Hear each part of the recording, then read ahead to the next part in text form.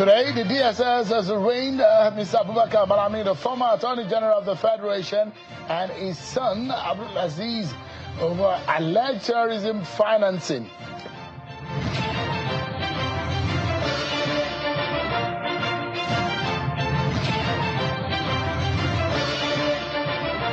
And Senate seems not to have made up their minds on the Electoral Act Amendment Bill.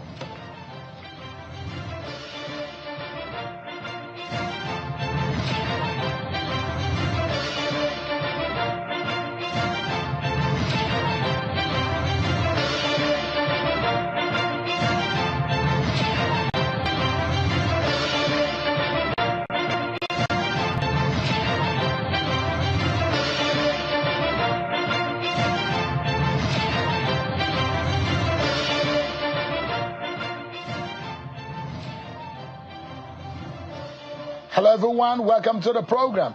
This is Politics Today live on Channels Television. I am Sean Kimale right here in Abuja. So much on our plate tonight. But if you talk about the largest political party, we've been hearing that quite in the past, in the life of the Fourth Republic. But it does look like that position has been overtaken by another political party who says it's now the largest political party, trying as much as possible to harvest every governor possible into their camp. Why are they doing it? The man responsible for it is my guest tonight, and it's going to be telling us exactly the reasons behind all of what we have seen in the past months. But first, let me tell you about what has happened today in court. Now, you know that it was arraigned and he's been tried by the EFCC. Shortly after he got the bail, it was taken by the DSS. So today, the Department of State Services, the DSS, have arraigned a former Attorney General of the Federation, Mr. Abubakar Malami, and his son, Abdulaziz, on a 5-count charge bordering on alleged terrorism and illegal firearms possession. In a charge filed before the Federal High Court in Abuja today, Mr. Malami is also accused of refusing to prosecute suspected terrorism financiers whose case files were handed to him while he served as the Attorney General of the Federation and the Minister of Justice. Malami and Abdulaziz are equally accused of warehousing firearms in their residence at Geze Phase 2 area in Biren Kebbi, local government area of Kebbi State, without lawful authority. They pleaded not guilty when the charges were read to them. Counsel to the prosecution, Callistus Eze, thereafter prayed the court to order their remand in the custody of the DSS and fix a date for the commencement of trial.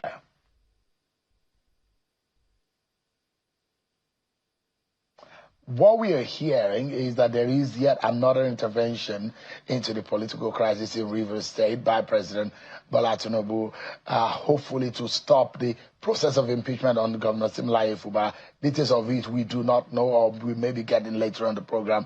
But in your state, someone who has been commenting on the crisis in the PDP and as relating to the Minister of the FCT is the Oyo State Governor, Mr. Seyi Makinde. He says he is confident that the People's Democratic Party will secure justice in court over the legal challenges facing the party.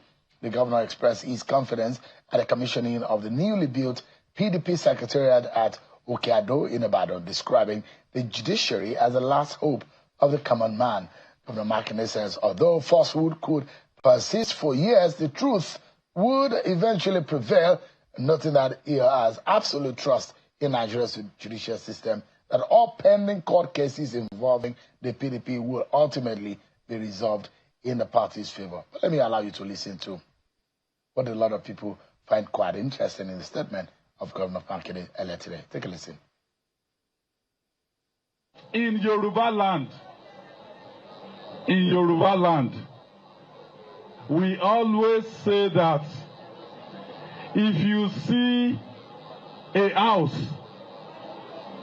or a compound that is peaceful, the vagabond in that house has not grown up. The vagabond in PDP, they grew up in 2015, they had their time, and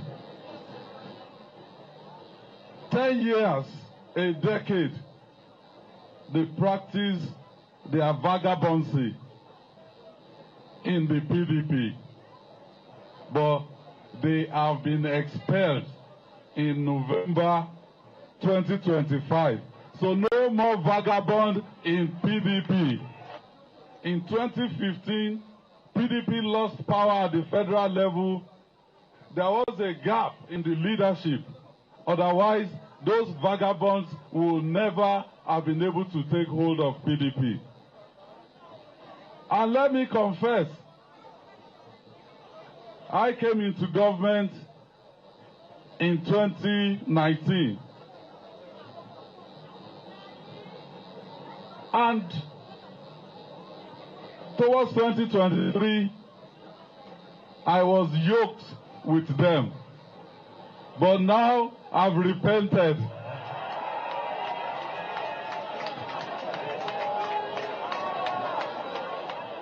I'm not born again. Well, that's Mr. Seyi Makinde, the born-again governor of Oyo State today. So that takes us to getting more of your political roundup stories. Take a listen, everyone.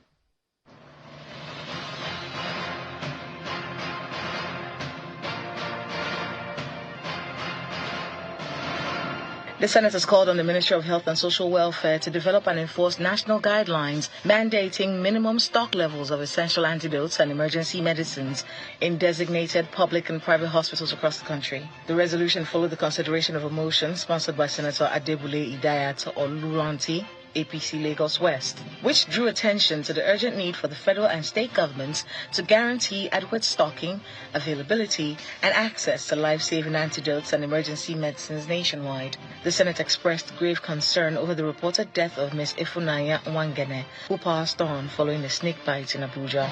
The Chief of Army Staff, Lieutenant General Waidi Shoaibu, is again reaffirming his commitment to advance the transformation of the Nigerian Army into a more professional, adaptable, combat-friendly and resilient force capable of protecting the nation's democracy.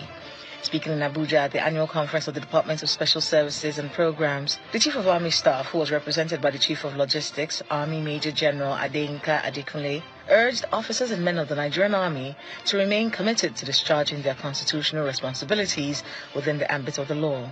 To Lagos State, where some members of the State House of Assembly today held a meeting with residents who have been affected by the Makoko demolition exercise carried out by the Lagos State government within the area. The meeting, led by the Majority Leader of the Lagos State House of Assembly, Honorable Nohim Adams, is to help address the reoccurring issue of Makoko and Oworun-Shoki demolition exercise. Some of the community leaders emphasized that they do not want any non-governmental organization to represent them anymore. They said they're ready to dialogue with the government by themselves and also appealed to the state government to stop demolishing Makoko. The FCT Resident Electoral Commissioner, Mr. Aminu Idris, has charged the media on the dangers of misinformation in election reporting, urging journalists to ensure accuracy and rely on official results of elections. Mr. Aminu stated this during a media forum ahead of the forthcoming FCT Area Council elections in Abuja.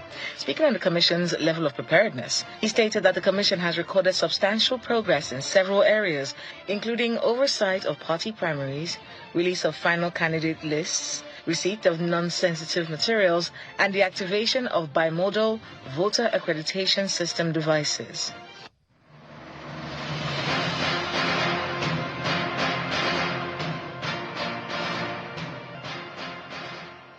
There you have it. You've been served with your political roundup stories. But let's tell you that all is not totally well with the Electoral Act Amendment Bill, because the senators again failed to reach a decision on the Electoral Act 2022 Repeal and Reenactment Bill 2026 after more than 4 hours of deliberations, which ended without a resolution. Lawmakers had begun consideration of the consolidated report of a 7-member ad hoc committee set up last week to collect and harmonize submissions on the bill before moving into a closed session to review the report. However, when plenary reconvened, the Senate President offered no briefing on the outcome of the discussion as the upper chamber adjourned proceedings to the next legislative day, leaving the fate of the bill uncertain. Tonight on the program, we turn our focus to power party and politics and accountability at a critical moment for Nigeria. Our guest is Professor Nentawe Yiltwada, a national chairman of the All Progressives Congress, APC, the ruling party, now deep into governance and already looking ahead to 2027 with internal party tensions, planned congresses, and a national convention, the controversy around membership registration, and growing public pressure over economic hardship and security. We'll be asking whether the APC is delivering on its promises and whether the party is prepared to take responsibility for the state of the nation under its watch.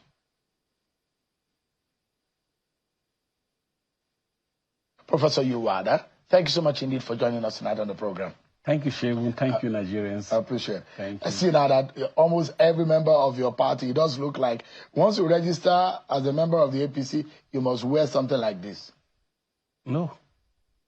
It's people who believe in the infinity signature, in the infinity sign of freedom, which Mr. President, after the military handing over power in 1999, felt that that yoke, military yoke, over Nigeria has been broken. Freedom of association, freedom from poverty, freedom from all military entanglement of 1999. Nigeria has been broken off it. And that also give an impression to society of what doesn't exist. And I think this is one of them. They are presenting what doesn't exist to the people. But I mean, as a national chairman, what do you make of those who sing your mandate song at a national event? Do you think is right? Which national events? Like when the president is presenting the budget? Like when the events of national importance? That seems to have replaced any song that, or anything that... Have you seen it replace the national anthem? But why does it have to be sung? Have you seen it? Have you seen it? This politics. This politics. And people have their signatures. All politicians have their signatures. Some in songs, some in signs, some in dance. So dancing becomes their signature. But for Mr. President, people believe in him.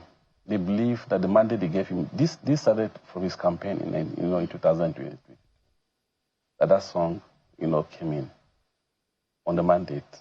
No, I've known that song for several times. I mean, but coming to the national level, Lagos, yeah, coming to the national level now. On that song, when people start singing in Lagos with the drums, you, even as a journalist, you almost be, almost want to be tricked into dancing, except if you know professionally, you have to stand your ground. But it was brought to the national stage. You mentioned that at the national level. That's what I'm talking about. National level, it came up in 2022 when you got the primaries. But once we bring politics into our national event, I mean, a politician is involved in activity. You should isolate politics from a politician. All right. I mean, if this is a sign, you removed? It's like you said, okay, you want to remove. You have a cultural event. And say, please, avoid the cultural component of it. It's a cultural event. How do you remove culture out of a cultural event? But it's a governance event which politics have now infiltrated. No, it has not been affected. Especially when you have bipartisan or multi-partisan people. I mean, you have a lot of people who are from different political parties in the National Assembly, in national event, and that song is being sung. The signature. When, in fact, some at events where there are judges. The signature. What there are judges? No, there was an event where the judges were, and the president was going to go to the podium, and that song is being rendered. Like I told you, he's a politician. He has a signature sign. Nobody has been forced to sing the song. It hasn't been made compulsory anywhere. Nobody. If you tell me that at those occasions, it has been made compulsory that it should be sung.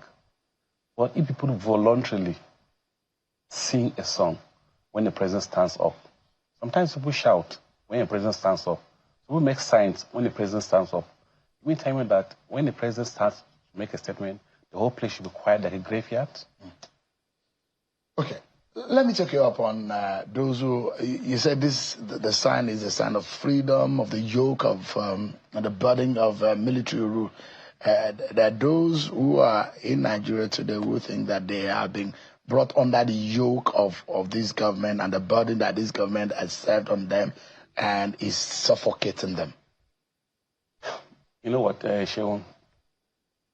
People always have a say, and that's why it's called democracy. But, mark you, when I came in last year, you interviewed me on some issues, critical issues, and I make some statement to you. I'll remind you. You told me that people are saying that the price of food is too high. Government work on it. The price crashed. And people are crying also the food is too low. Now, people always find them to criticize the overall policy of government. They said IMF said this. They gave all the data that IMF rolled out. The level of this is too high. The economy is crashing, is doing this. But the same IMF in this January said that Nigeria contributed 1.5% to the global GDP. The same IMF also said that Nigeria is the sixth largest contributor to the world GDP this year. And nobody has made the same on it.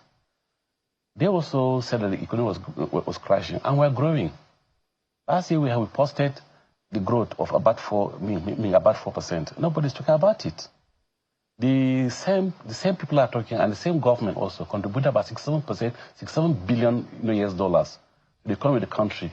We're talking about it. So, are we growing? Are we improving? And you can't discuss the micro without the macro. It is the macroeconomic policies that affect the micro.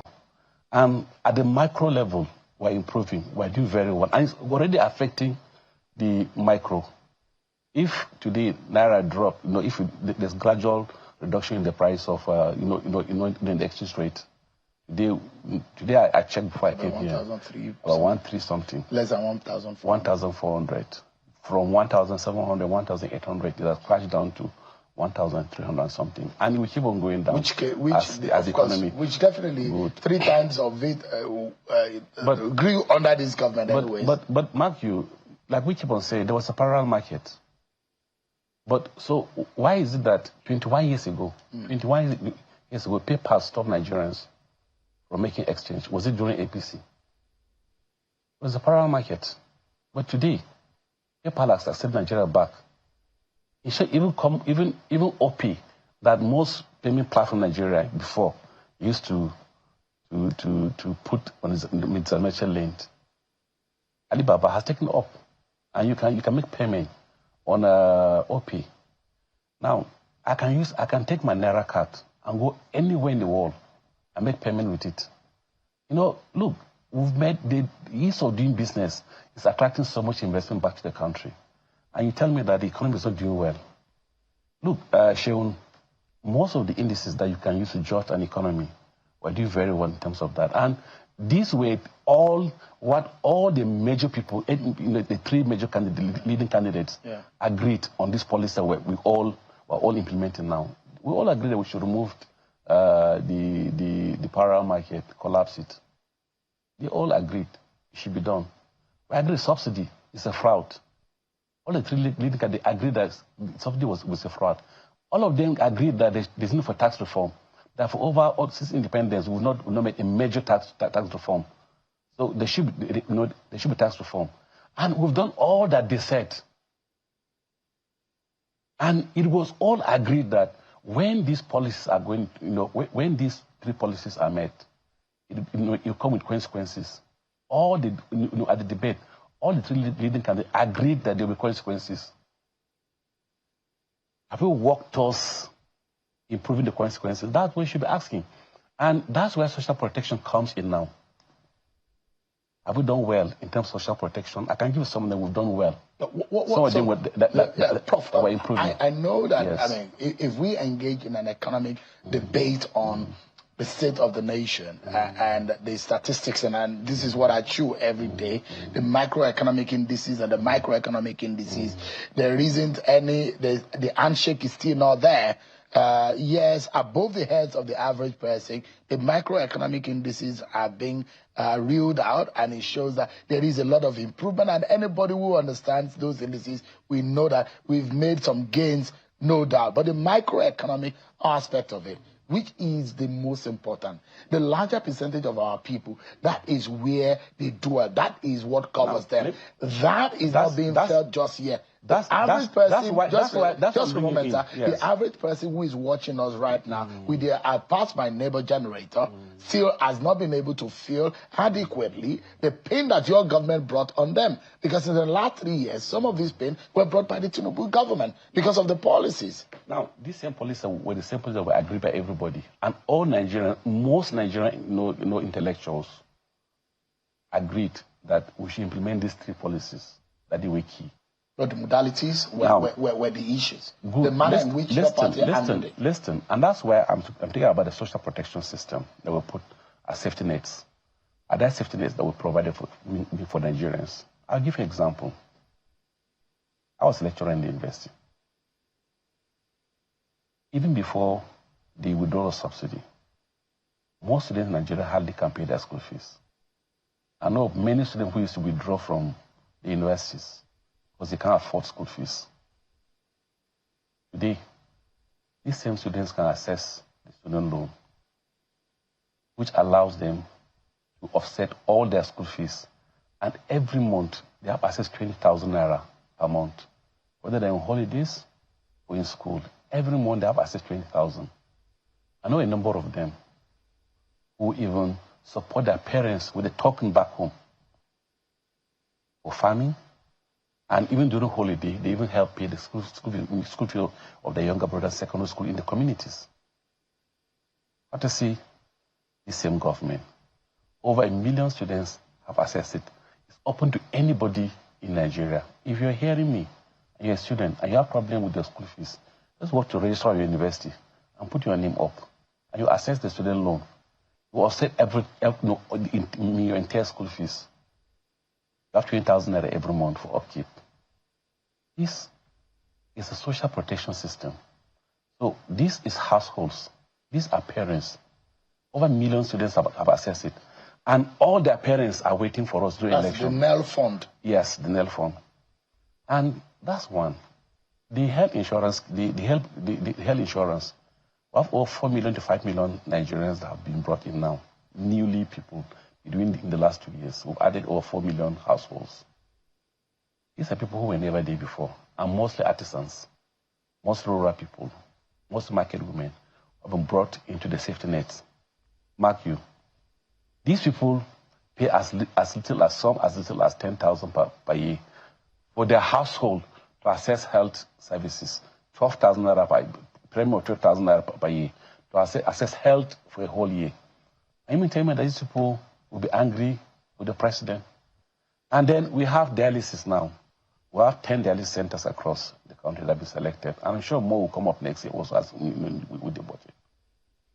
And the 10 dialysis centers that used to cost over 50,000 naira and above for dialysis, they can do it at 12,000 naira at those centers, offset by the federal government to support the vulnerable people. We have 3 cancer centers that have been set up by the same government. That allows people who, because most times people like you may move around people and they can support to travel out to the country to access cancer treatment.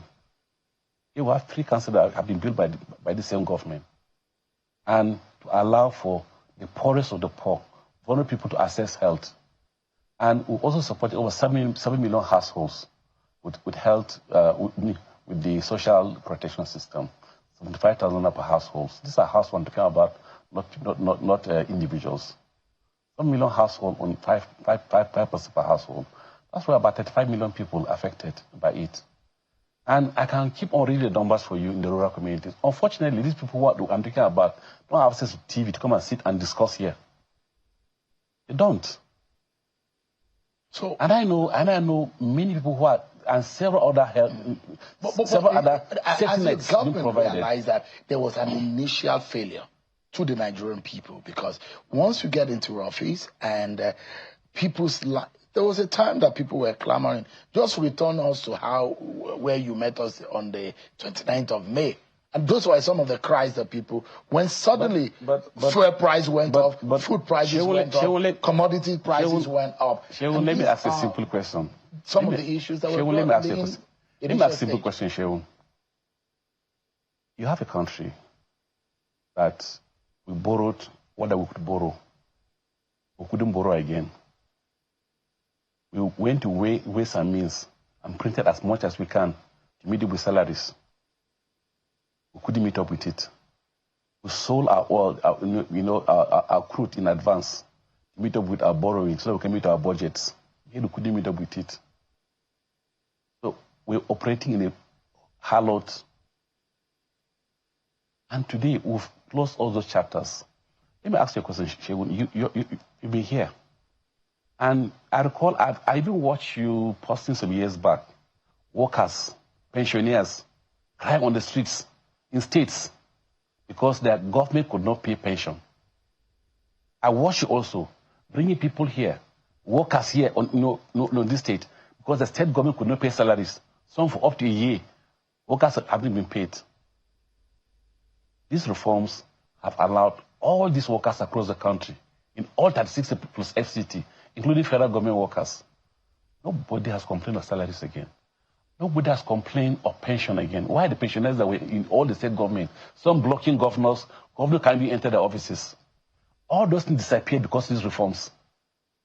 So when sometimes we come here and we make these statements, we don't look back at, we have this short memory of what is happening in this country. And you mean tell me that it was good for us?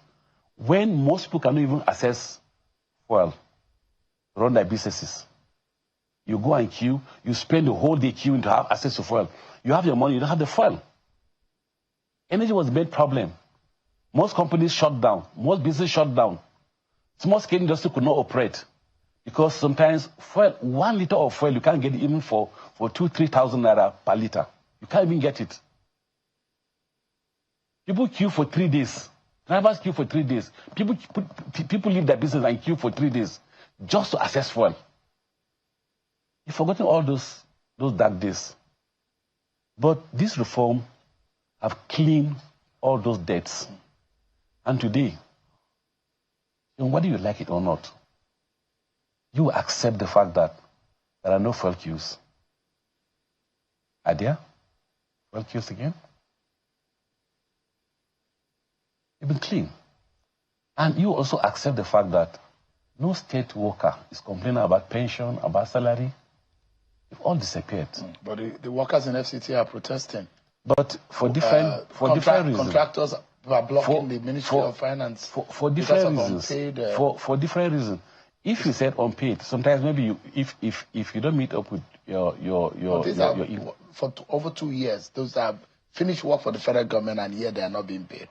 That's what I'm saying now. If you don't meet up with maybe sometimes revenue, and that's the difference now. Instead of going to print by ways and means, federal government is waiting to generate the revenue and pay for it. We're not doing ways and means. So, Prof, let me ask you, because all of the ideas, and I mean, leave partisanship to politicians and leave realities to some of us who live in everyday reality, and we are a reflection of the truth to the truth to the Nigerian people. That is what our job is as journalists. And the fact remains that there are reforms, and the likes of Zach Adedeji, very brilliant first-class candidate who is heading that, whatever. I mean, there are things that this government will do that you have to applaud them. Whether you like the face of this government or not, you applaud them because they have done it. But the question is that this government, the president has said, look, I asked for the job. The pains that you are seeing today, it will go after some time. Yes. It's almost 3 years into the life of this government. The question everybody is asking, yes, we have endured. The mandate that we are standing on, our legs are aching already because of the pain that's brought with it. But we are hoping that the gains will come. I've already mentioned most of the gains. When do you think that the pains will go away? But the pains are already going away. There are few gates. Like I told you. I'm talking about the average person. Those people who could not be able to meet up into some of the threshold of what some of the indices that you have mentioned. But the average man. We can't bring everybody in a day into the social safety nets. One. And, the burden also still goes back to the state and also the local government also. There are certain indices of poverty that they don't actually completely with the federal government. I'll give you an example. If you discuss, most Nigerians discuss this multidimensional poverty, and they limit it to poverty of food. It's not just poverty of food. Multidimensional poverty simply means that it cuts across from poverty of education, poverty of access to power, access to health, access to sanitation, access to water, access to infrastructure, several access. Now, if you take if you take education, we have primary education at local government, we have secondary education at the state level, and tertiary education at the national level. So for us to fix our primary education, we have to fix the local government have to work and be functional so that they can work on the primary education to be functional. We need to build the institutions within those places. And this is where also journalists may prop further. They can also spur the local governments to work harder and improve the quality of education at the primary school, at the primary school level, and the same thing at secondary school. Prof. Now, the same thing with sanitation. Sanitation is at the local government, not even at the state, at the state level. Some signages, sanitation, and a few. Yes. Local government responsibilities. Local government responsibility. So we need to work on all those, this thing. And the same thing with health. Primary health, is at the local government. But federal government has been intervening. I know how many primary health centers this government has built. Thousands of them. I think over 8,000, if I'm not mistaken, that we've worked on. And I know the same thing with primary education. How much we've done. What Aisha is doing with UBEC. I know how much we've done. The class we've done. Even special schools, intervention.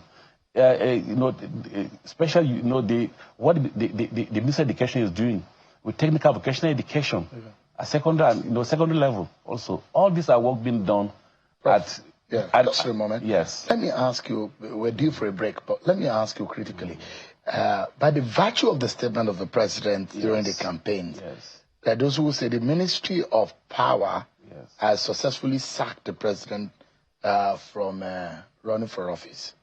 The president, maybe because of their performance or whatever, or the delivery in that sector, the president categorically said, look, we will deliver power.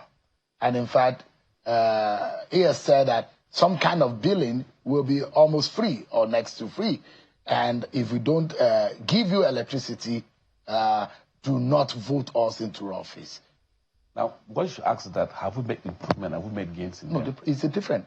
The president did not say, I will improve. He categorically said he will deliver on power. What's delivering? Delivering is improving. You can't look. Let me just tell you. Wait, you must student script. Yes, that's what I'm telling you now. You see, at no point in the country, inside the country, you can achieve power being maximum, because you have population growth. For a country that you have population growth, you have people keep on growing, the population keep on growing every day. You must accommodate them in the growth. So even if you design to meet population, meet the power requirement of people now, keep on expanding to meet the population growth. But where did we meet the power? I recall when we came in, power was about 2,000 megawatt, being transmitted to the grid. But today, we do about 6,000, 7,000 megawatt. So is that improvement in power generation itself? I can say yes. I can tell you where the generation are. Our generation capacity is different from our transmitted capacity. That's another problem. That's what I'm telling you now. Able to generate, but at some point, our transmitting and the our generation capacity, is about 13,000. It's about 13,000. It's about 13,000. Our generation, our capacity. The generation capacity is about 13,000. But our transmission capacity that we're doing right now is about 67,000 megawatt, which means we've improved from 2,005 megawatt that we met to roughly about 7,000 megawatt. But that's not just what we've done. What of the upgrade? We've done so much in terms of standalone solar system in communities, in institutions. You go to most universities now, you see them having complete independent power supply, powered by solar.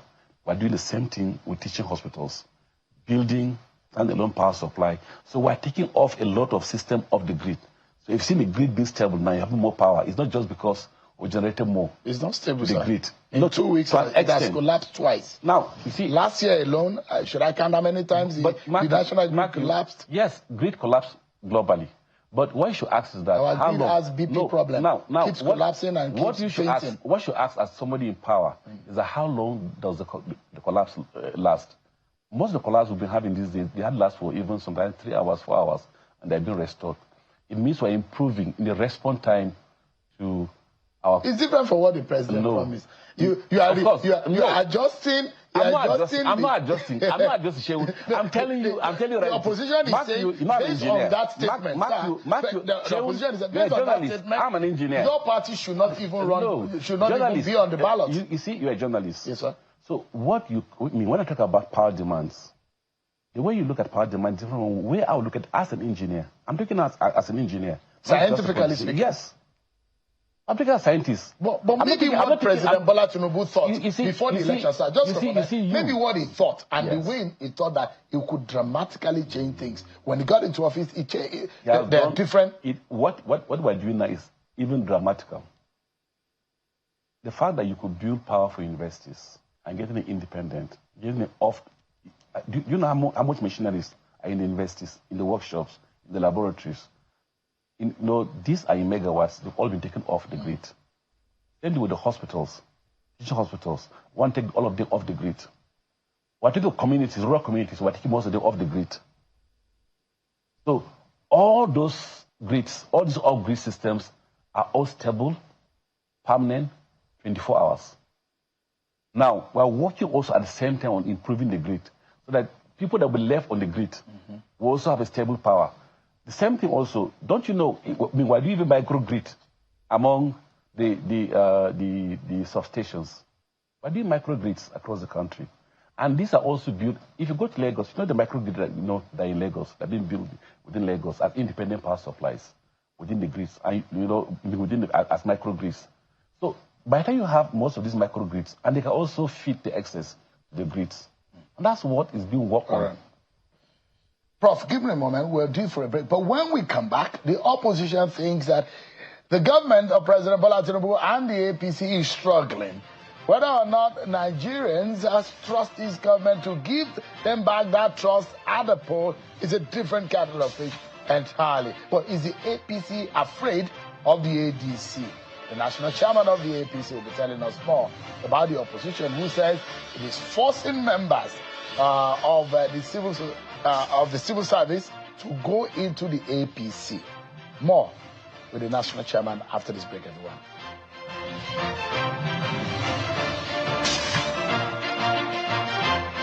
Thank you everyone for staying with us. Professor Mentawe Yitwada is the national chairman of the APC and has been speaking with us about the state of the nation and the internal politics of the APC. Thanks so much indeed for your time tonight.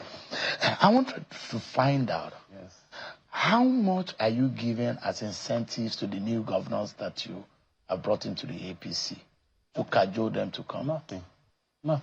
Nothing? You see, the government didn't promise them nothing. Personally? This was cajoling everybody to be in APC.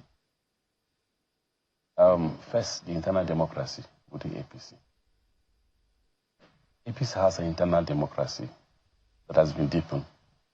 And we build an inclusive system that's attractive to anybody and everybody. When we discuss about people coming back to APC, we don't discuss about governors. We're discussing about ordinary citizens in Nigeria who are moving to APC every day. We don't, we're doing e-registration. We did some sampling, opinion poll of our members based on e-registration. And, we discovered that we have more young people coming to APC than even the elderly. People in the age of 18, 35, they form about 49% of people who are registered on the APC platform, roughly about 50%. Which means about half of our members are between the age of 18 and 35. It means we have a youthful political party. But before now, we didn't have youthful political party. The data I had before was that people within those categories were just about 21%, 23%. So what's attracting more young people into APC? That's what you should ask than about governors. Government is just one person. But we have a lot of young people who are coming in. I was in Casino yesterday to receive people who come to APC, and they're mostly young people that they come to APC. I have their names, I have their phone numbers, I have their contacts, I have their local government, I have their wards. That's how that deepening of democracy. But those people are not even worried in the opposition. True, Prof, right? True. Let me just tell you why people are being attracted. You have a governor that before now you could not pay salaries. Because 2023, about 30 governors were coming with debt. They couldn't pay salaries. They had arrears of salaries, arrears of pension, arrears of everything. They couldn't even pay workers, not talking about running projects. But today, what they have, some get about 5 times what they used to have before. Because there's an increase in our revenue. And we've hit about 2 trillion naira they're sharing, our average of 2 trillion naira being shared by state, local government, and federal government monthly. Apart from the internal revenue that is because of the improving economy, there's also increase in their own internal revenues. So if you check even the data about the IGR of states, it has up by multiple times. So these governors can now pay salaries, they can pay pension, they can pay contractors without going to the bank to take loan, which was what was commonly done. So if you look at the debts of states now, compared to when they came 2023, the debts profile and debt stocks have reduced. Prof, yes. Let me ask you, and those who are now saying, well, leave those governors, we know whatever they are giving them. In fact, Aisha Yusufu told me that those governors will not amount to anything. They're just moving to the APC. We've seen it before and don't necessarily guarantee victory. Do you think that it's what we are seeing is a giant statue with a feet of clay that could easily fall at the polls in 2027? Never at all. You built a big party. That's what you saw in 2015. That's what I'm telling you. More governors in the PDP, but they still lost the election to Buhari. No. Governors in PDP, they come to APC as of that time, including the chairman of the Governors Forum, Rotimi Amechi that time. They come from PDP to APC. But they had with other governors, they come to meet the DC. Members of the National Assembly, they come to APC. And, well, you know, as of that time, we have, and some of the key states that were determinant of elections moved to APC as of that time. Lagos was in APC. Rivers moved to APC. Kano moved to APC. Those key balloting states, Oyo was, so those key balloting states, Kaduna moved to APC. So those key balloting states all migrated to APC, apart from National Assembly members, apart from the general outcry. But look at the strategy. Look at the, every election comes with the sentiments and its own moments. As of that time, in the opposition, we had a Buhari who could pull the whole North together and bring us a single block. We had a President, Malami, who could pull the Southwest together and bring us a block. Those two blocks came together and the scavenged vote from other places add together to form what became the victory of APC in 2015. That's one. Two, that time we had a president, a leader. They used to call President Malami the leader. And the reason why they called him the leader was because he provided the platform of unity, of unifying the party. He provided the funding. He provided the connectivity without asking to be a candidate of the party. He stood aside to provide leadership for the party. But we're in a position where everybody's coming in because he wants to contest to be a president. There's no clear leader of the opposition. Are you talking about the ADC? Yes. Are you really afraid of the ADC? Never. That's a tsunami waiting to happen. Never. Who is the leader? There's a David Mark. David Mark. There's a John Oyegun. I'm talking about a leader that has clear structure nationwide or across the zone. That is prepared not to contest. There is Peter Obi. Who is not, but he's contesting. But there is Atiku Abubakar. They are all contesting. They are all contesting. I'm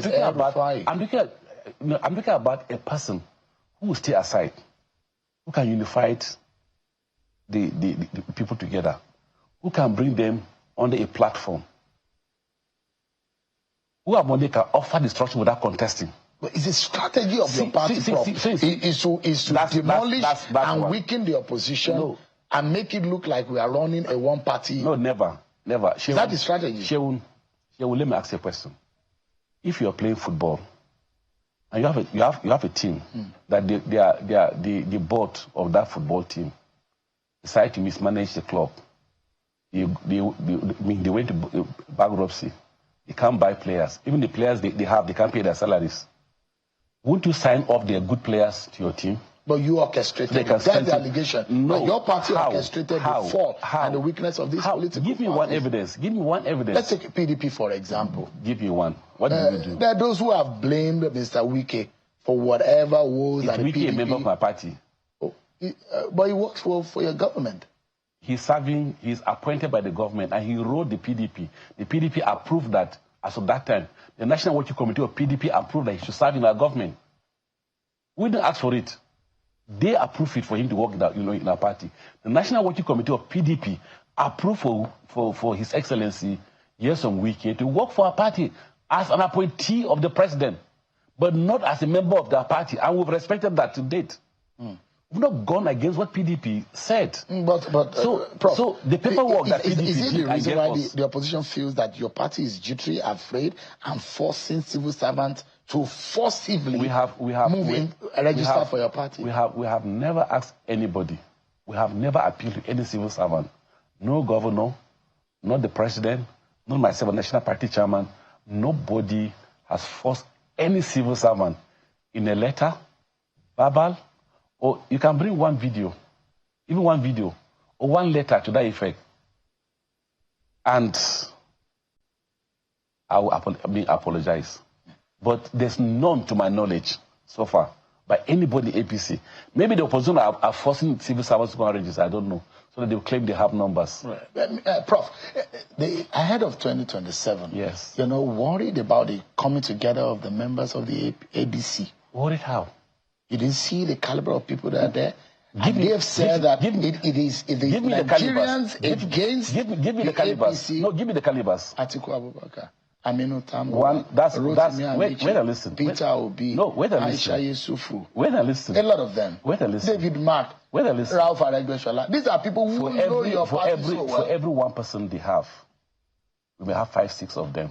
If they have David Mark as the former Senate President, we have His Excellency Ahmed Dawa. We have 2 Senate Presidents, former Senate Presidents who are in the Southeast. So APC is no match for your party? I mean, not a match at all.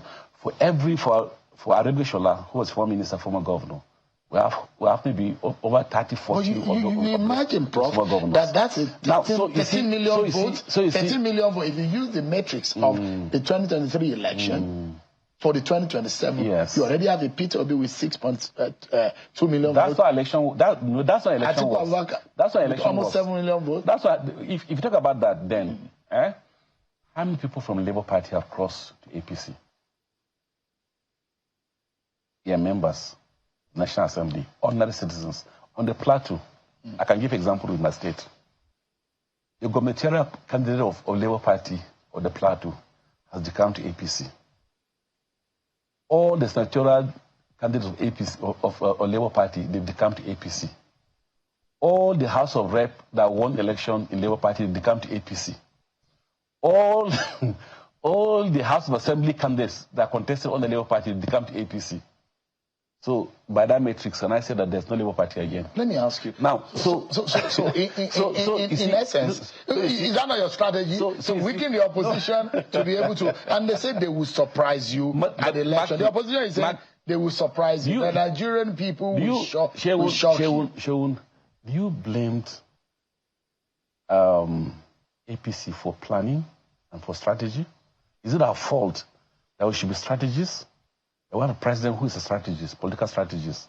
And he's mentoring many of us to also be strategists under him, or working hard.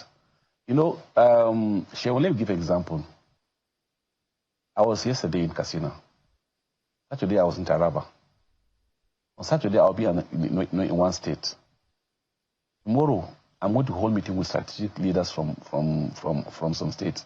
Today, I held meeting with members that, I'm working on them to come back to APC from about 2 states that they came. Ordinary people, not... Are we expecting more governors? Those are open, and I'll be happy to have more. I understand that you are working. I'll keep on working. You are working on getting more. Of course. Now, why is it that you're putting on your own, TV every day? You are the most watched television with social number of people. That's a pride. We are. So is it not a pride to have everybody to come to APC? It's our dream. Have everybody come to APC. That's the same. What you want is that everyone should watch your TV in Nigeria. Which they are. And is it not our dream also to have everyone to be... Prof, this is what I like to ask you. You are a Christian from the north. Yes. And your name has been in the newspapers and the front page of the newspaper. Yes. That you are being tipped as the VP candidate of in 2027. Not true. No, but mark you, Shewan. So you are retaining the Shatima Tinubu ticket? The Muslim ticket? That's what you are retaining? Shewan, nobody is discussing anything about the issue of the vice president. The issue of the candidature comes after primary election, before the party and the candidate will sit down and select and nominate a running mate for the president and now send to INEC. Now, sometimes when you see people trying to raise dust where there's no dust at all, most of these speculations are from the same opposition. I saw one of the opposition leaders, shouting about 4 names. I watched 3 different videos by 3 different... How do you feel when you see your name there? My name is not even... I've not even seen your name has been there. I can send the newspaper to you. So you see, your name has been there. But I laugh.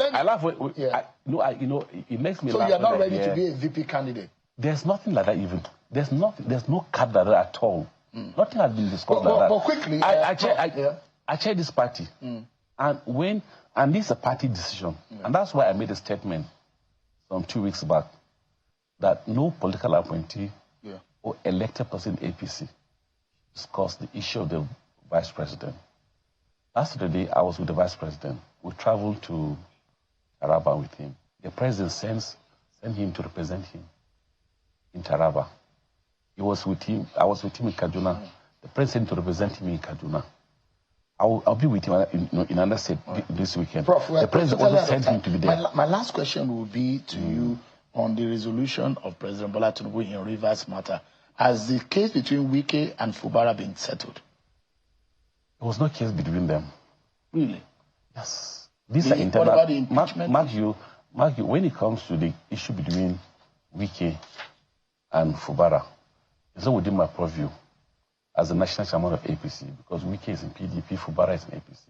But when one of your governors is going to be impeached, are you not worried about that? But the issue of impeachment is not Wike now. It's now the APC House of Assembly members, and I can discuss that one. APC, the House of Assembly is led by the APC, majority in APC. Are they backing down? Now, it's an internal discussion, and we have our internal mechanism of resolving issues in APC. And we don't put those discussions in public, because the issues we can resolve within the house, the in-house activities that we need maturity to resolve them. I met with the parties that says yes. We made progress that says yes. All right. So the issue of... Is Wike a problem to your party in Rivers? Never. For every sympathizer of APC, if anybody sympathizes with us, we'll be very happy to have him around us. If today Shea will say that he sympathizes with APC, I will clap. And I look forward to having you sympathize. I sympathize with the Nigerian people as a journalist. And I'm comfortable.